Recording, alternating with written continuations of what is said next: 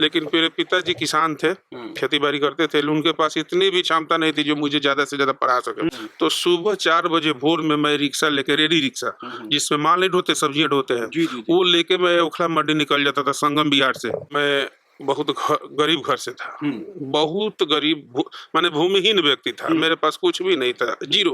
कि दारू पी के मार कैलस देवरा दारू खाना में, ससुर संग सैया मोर बनाइल बारे थाना में, जब ले दे बान सोनवा के हार, बलमु तो है छुए न दे। नमस्कार, जय हिंद दोस्तों, आप सभी का स्वागत है चर्चा में। और आज हमारे साथ चर्चा में चर्चा करने के लिए जो व्यक्ति हैं वो किसी परिचय के मोहताज नहीं है।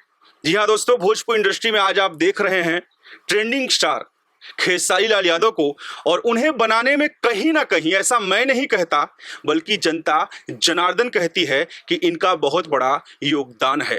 वैसे एक औपचारिकता है, लेकिन फिर भी बताना पड़ेगा, अपनी कलम से ना जाने कितने ही गाने भोजपुरी इंडस्ट्री में हिट देने वाले गीतकार महेश परदेसी जी हमारे साथ हैं। आप लोग की काफी डिमांड थी, फरमाइश थी कि परदेसी जी को चर्चा में लाया जाए, तो आइए आज इनसे सभी बिंदुओं पे भोजपुरी की चर्चा करेंगे और काफी कुछ आपको आज इनसे सीखने को और जानने को मिलेगा। भैया प्रणाम। सबसे पहले आपके चर्चा न्यूज है, इसका हमारे तरफ से हार्दिक स्वागत है।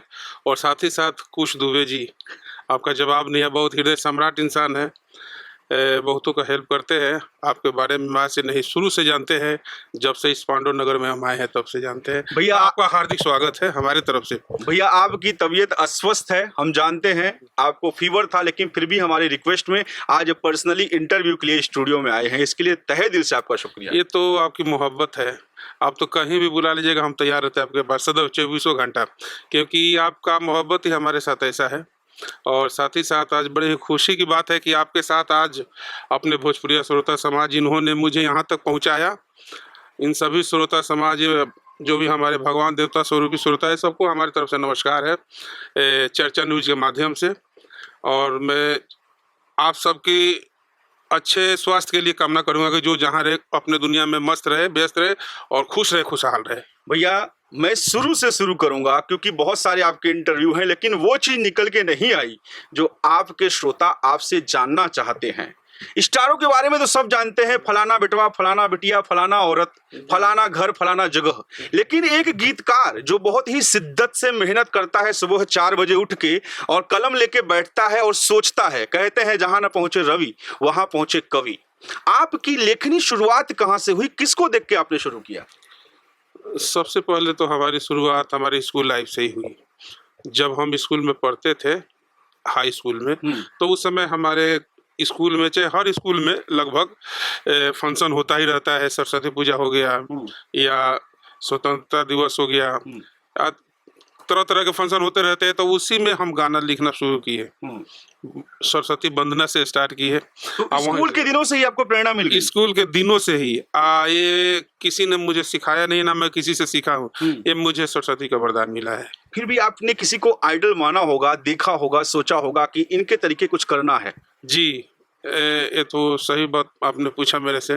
तो फिल्मी दुनिया में एक बहुत बड़े माने सॉन्ग राइटर है जिनका नाम आनंद बख्शी साहब जानते हो। अच्छा, हाँ। उनका जीवनी में पढ़ा था और उनका लेखनी में बहुत सुनता था। उनकी जो लिखने का तरीका था ना, वो मेरे दिल को छुआ।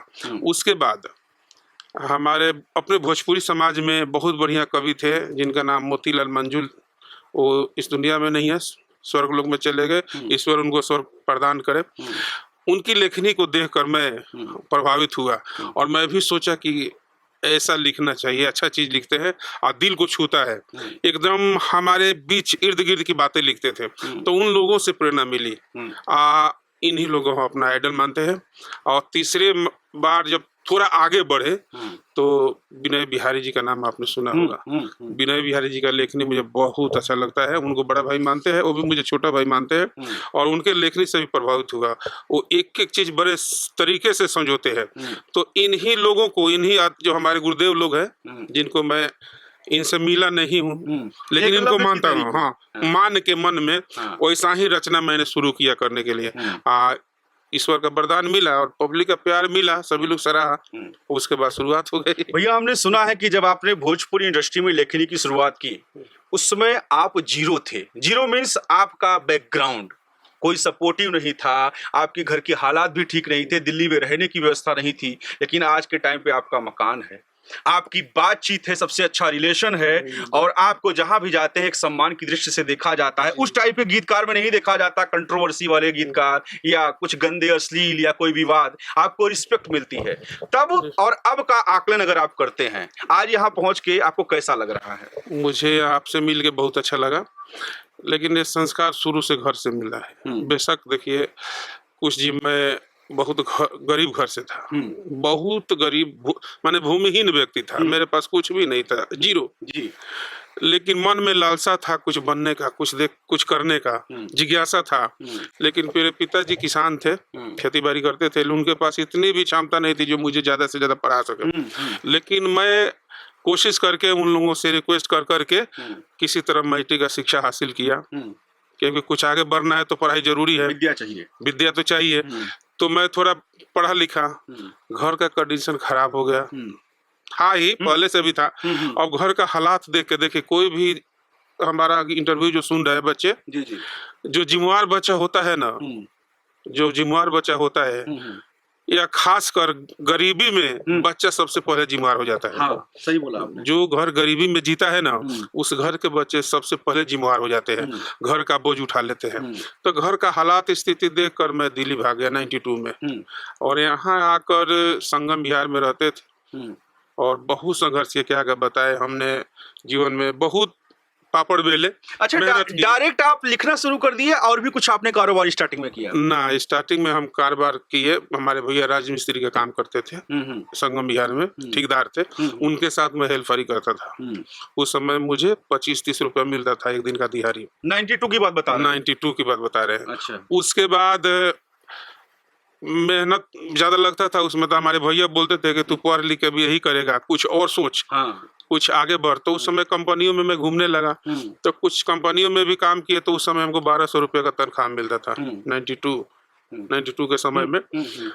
फिर सोचा कि 1200 से जीवन चलने वाला नहीं है, उसमें से तो 300-400 रुपये रूम रेंट ही चला जाता था, परिवार को आदमी दे नहीं पाता था।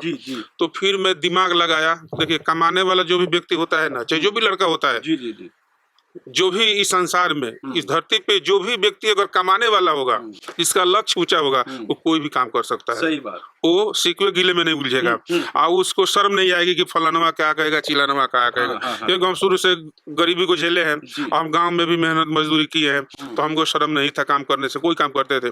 तो सुबह 4 बजे भोर में मैं रिक्शा लेके, रेडी रिक्शा जिसमें माल नहीं ढोते, सब्जियां ढोते हैं, वो लेके मैं ओखला मंडी निकल जाता था, संगम बिहार से ओखला मंडी, और वहां से 10 बजे तक मैं सब्जियों का, मैंने लोगों का पहुंचा कर, जो सब्जी वाले थे जो खरीदते थे, उनका माल पहुंचा कर फिर मैं निकल जाता था सागरपुर गंगा स्टूडियो। अच्छा।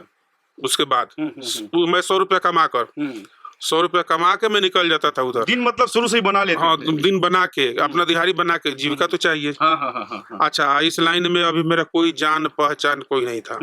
अगर हम किसी से मिलते भी थे तो उस समय मेरा गंवाई वेशभूषा था, तो धनिया तेजपात समझते थे लोग, यार ऐसे क्या होगा, ऐसे बहुत आते हैं लोग, आंकते हैं ना जी, महत्व नहीं देते हैं, महत्व नहीं देते हैं लोग, आंकते हैं, लेकिन कभी किसी की काबिलियत को समझना चाहिए, लोग नहीं समझते। लेकिन हम ऐसे मजबूर थे कि हम किसी को जवाब देते ही नहीं थे। सुनते थे, लेकिन हम अपने एम, अपने लक्ष्य को अपने दिमाग में रखते थे कि मुझे क्या करना है।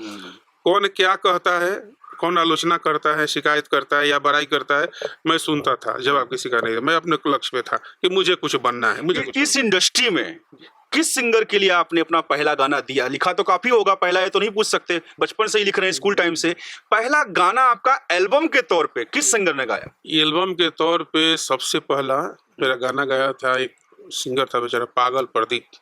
पागल प्रदीप उनका नाम ही था, पागल प्रदीप। अच्छा। उस समय हम लोग सागरपुर रहते थे, तो वो बंदा मेरा पहला गाना गाया था। अच्छा। उसी गाना से लोग जानने लगे, मैंने दिखाने लायक हो गया कि मैं भी राइटर। उस समय ऑडियो कैसेट बनता था। अच्छा। ऑडियो का जमाना था। ये गाना बना था 97 में, 7-8 की बात है।